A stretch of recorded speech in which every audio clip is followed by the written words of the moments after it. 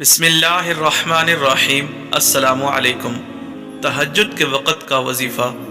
ہر خواہش ہر حاجت منٹوں میں حل۔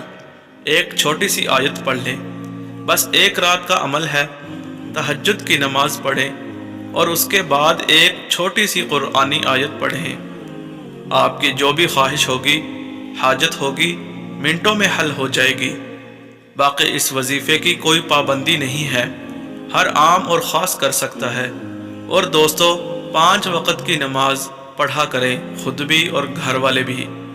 اس وظیفے کی برکت سے جیسا بھی بگڑا تگڑا کام ہوگا، چند لمحوں میں حل ہو جائے گا۔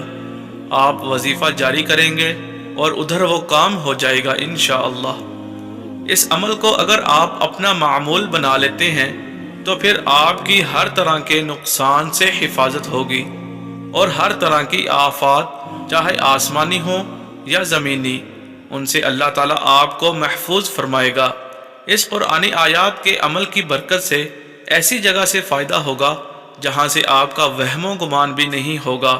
اور اس عمل کا طریقہ یہ ہے کہ آپ نے رات کے آخری پہر میں، جسے ہم تہجد کا وقت کہتے ہیں، اس وقت میں یاد رہے کہ ویسے بھی یہ وقت قبولیت کا وقت ہوتا ہے، اور جب ان قبولیت کی گھڑیوں میں بندہ اپنے رب کو پکارتا ہے تو پھر اللہ تعالیٰ کی رحمت جوش میں آتی ہے، اور اللہ تعالیٰ اپنے بندے کو ایسے ایسے فوائد دیتا ہے کہ انسان کی عقل بھی ان کو سوچ نہیں سکتی۔